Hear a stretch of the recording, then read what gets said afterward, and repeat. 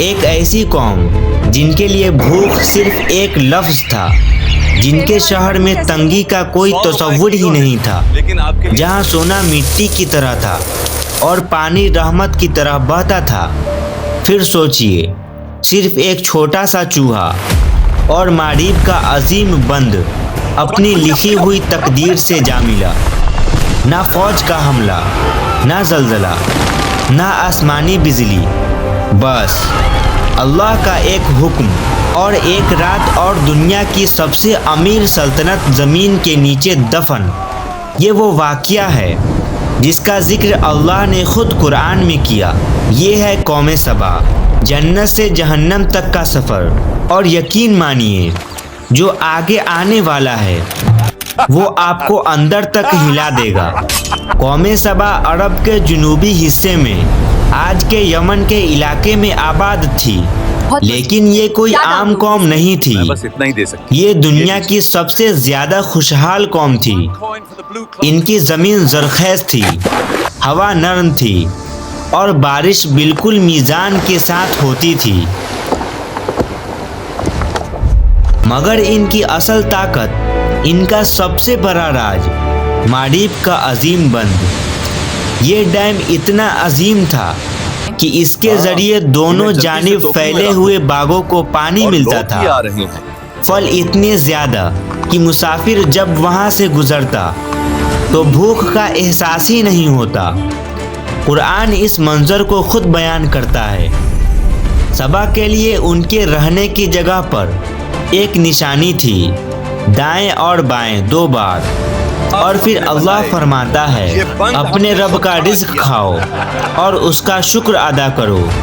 یہ صرف دولت نہیں تھی، یہ اللہ کی رحمت کا نظام تھا۔ اس مہینے مچھلیوں کا شکار بہت ہی اچھا ہوا ہے۔ ہماری تجارت ہر مہینے بہتر ہو رہی ہے۔ شہر صاف، نظام و نظم، لوگ امن میں۔ قرآن نے اس شہر کو کہا پاک شہر اور بخشنے والا رب۔ یہ تھی زمین پر جنت۔ اسی قوم کی سب سے مشہور حکمران رانی بلقیس۔ تفسیر ابن کثیر کے مطابق بلقیس ایک سمجھدار، باحکمت اور طاقتور رانی تھی۔ اس کا سخت عظیم تھا، اس کا نظام مضبوط، اور اس کی سلطنت دور دور تک مشہور، یہاں تک کہ اس کا ذکر اللہ کے نبی حضرت سلیمان علیہ السلام تک جا پہنچا۔ حضرت سلیمان علیہ السلام وہ نبی جنہیں اللہ نے ایسی طاقت دی جو کسی اور کو نہ ملی۔ جنات ان کے حکم میں، پرندے ان کی زبان سمجھتے، اور ہوا ان کے لیے چلتی۔ انہوں نے بلقیس کو خط بھیجا۔ قرآن اس خط کے الفاظ بیان کرتا ہے۔ یہ خط سلیمان کی طرف سے ہے، اور یہ اللہ کے نام سے شروع ہوتا ہے، اور دعوت دی اللہ کے آگے سجدے میں جھک جاؤ۔ بلقیس نے مشورہ کیا، تحفے بھیجے، سونا، چاندی، جواہرات، مگر سلیمان علیہ السلام نے سب واپس کر دیا اور فرمایا جو اللہ نے مجھے عطا کیا ہے وہ تمہاری دولت سے کہیں بہتر ہے۔ یہاں بلقیس سمجھ گئی کہ یہ کوئی عام بادشاہ نہیں، یہ اللہ کا نبی ہے۔ پھر وہ خود سلیمان علیہ السلام کے پاس آئی، اور جب شیشے کے محل میں داخل ہوئی تو پانی سمجھ کر اپنا لباس اٹھایا، تب حقیقت کھلی۔ اس وقت بلقیس نے کہا، پروردگار، میں غلط تھی، اب میں اللہ پر ایمان لاتی ہوں۔ اور تفسیر ابن کثیر کے مطابق بلقیس کے بعد قوم سبا نے بھی اسلام قبول کر لیا۔ یہ تھا سبا کا روحانی اور دنیاوی عروج۔ مگر وقت ہمیشہ ایک جیسا نہیں رہتا۔ بلقیس کا دور ختم ہوا، نسلیں بدلی، حکمران بدلے، اور وقت کے ساتھ ساتھ شکر کی جگہ غرور نے لے لی۔ یہ باز ہم نے بنائے، یہ بند ہم نے خود کھڑا کیا، یہ دولت ہماری عقل کا نتیجہ ہے۔ اللہ کا ذکر کم ہوتا گیا اور اپنی طاقت کا نشہ بڑھتا گیا۔ اللہ نے انہیں تنبیہ دی، نبی بھیجے، मगर उन्होंने मजाक उड़ाया। नबियों ने उनसे कहा, ये बाग तुम्हारी अकल का कमाल नहीं, ये रब की रहमत है। अगर तुमने शुक्र छोड़ दिया तो ये रहमत तुम पर बोझ बन जाएगी। लेकिन कौमे सबा हंस देती। वो जवाब देते, तुम हमें डरा रहे हो, देखो हमारा मारबंद पहाड़ों की तरह मजबूत, क्या तुम्हारा रब उसे भी गिरा सकता है? नबी फिर कहते, अल्लाह जब पकड़ करता है तो वजह बड़ी नहीं होती, सिर्फ उसका हुक्म काफी होता है। मगर कौम के चेहरे पर सिर्फ घमंड होता।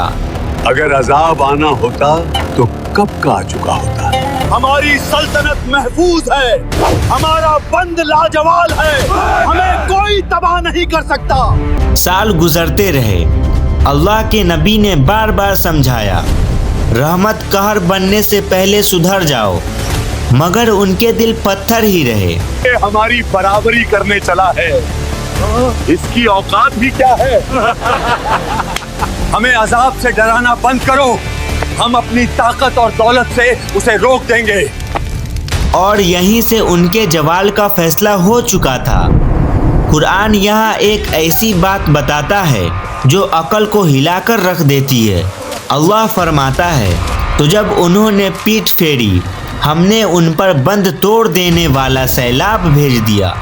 रिवायतों के मुताबिक मारीब डैम की बुनियाद में चूहों ने सुराख करना शुरू किया। लोग देखते रहे, मगर घमंड में अंधे थे। ये बंद हमारी ताकत की निशानी है, ये चूहे इसका कुछ नहीं बिगाड़ सकते।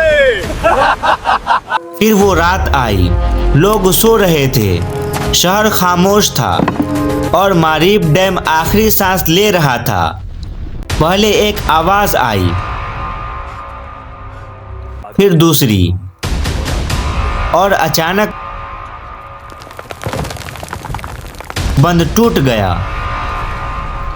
पानी जो कभी रहमत था अब कहर बन चुका था। लोग चीखने लगे। कोई बोला, तो मजबूत था, मगर भागने का कोई रास्ता नहीं था। कुरान के अल्फाज हैं, फिर हमने उन पर बंद तोड़ देने वाला सैलाब भेज दिया।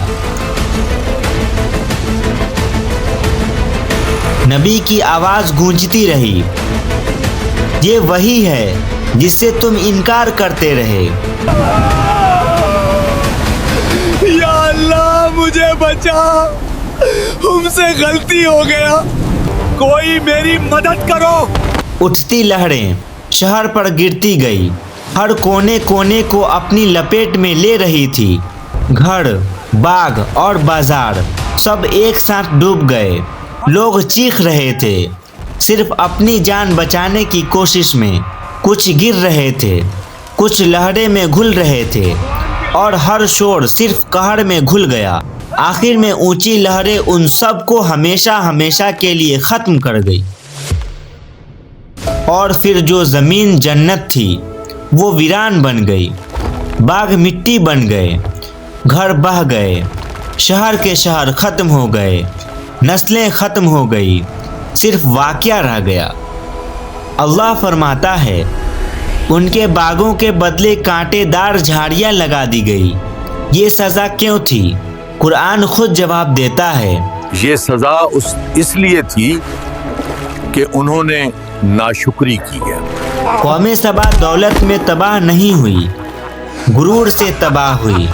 उनका जुर्म ये नहीं था कि वो अमीर थे, उनका जुर्म ये था कि वो शुक्र भूल गए। हमें इन मामूली लोगों को देखकर हंसी आती है। और ये वाकया सिर्फ उनके लिए नहीं, ये हम सब के लिए है। अगर अल्लाह की दी हुई नेमत अल्लाह से दूर कर दे तो वो रहमत नहीं रहती, अजाब बन जाती है। सोचिए, अगर एक छोटा सा चूहा अल्लाह के हुक्म से सल्तनत गिरा सकता है तो हम किस गिनती में आते हैं? कमेंट में लिखें, दौलत या गुरूर, किस चीज़ ने कौमों को तबाह किया?